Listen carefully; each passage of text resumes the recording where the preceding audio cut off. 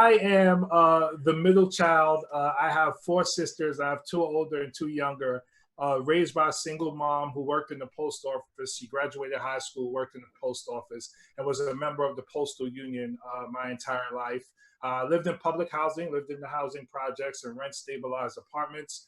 Went to public schools my entire life, and I was lucky because I grew up in a very diverse community. And I say lucky because we know how segregated, our country is.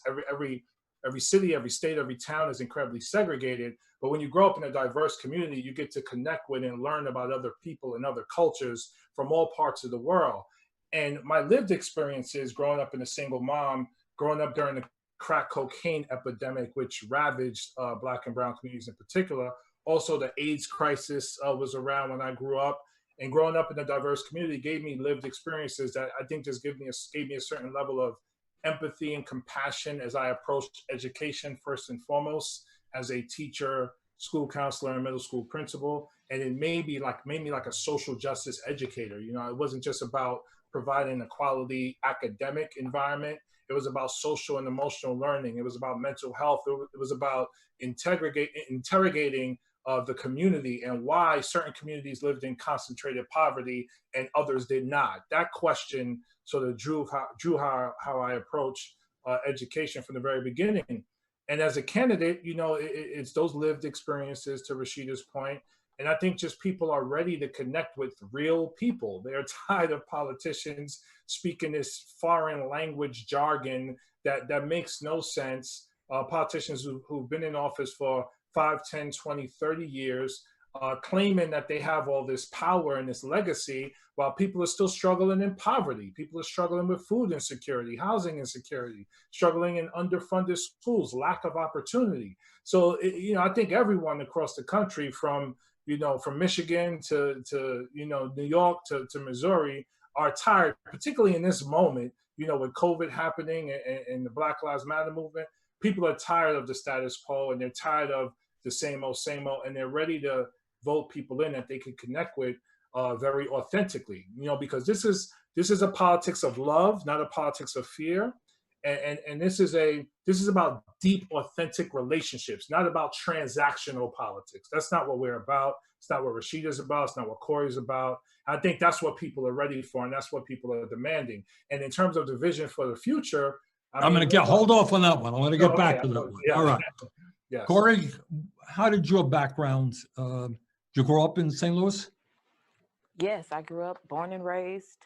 My father has been in politics for most of my life, but he was also a union meat cutter. And so I grew up, in this union household. My mother worked she was like a computer analyst, but they still didn't bring, it wasn't still a lot of money. We still had our struggles. But I saw my dad, person by person reach people. He was boots to the ground. Like, that's how he taught us. We had to knock every door when it was time for him, when it was time to campaign for him. We had to shake every hand. We didn't do daddy daughter to the, to the food place or whatever daddy daughters do. We did daddy daughter to the campaign function, daddy daughter to the banquet. But when I got a little older, I had a situation where I had a racist administrator at a school. I was that A student all through my life. And the thing was, Cori's going to go to college and she's going to have a full ride. Like, that was the setup. I was going to Howard University and, all of this. But what happened was I had this racist administrator, and this person yanked the floor from up under me one day, and I didn't recover. And so I ended up spiraling at 14 years old, and then didn't end up getting the scholarship to college. And it sent me into a different place. Ended up working low wage jobs, ended up homeless with 2 children, uninsured, just going through so much in the payday loan cycle, just really fighting and really struggling.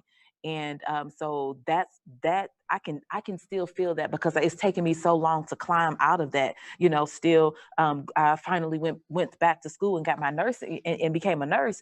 But the debt that I incurred doing that, and then fighting that and fighting medical debt from not having insurance, and just so much, and then doing that as a single parent, just trying to do that, and then hoping that nobody kills my son.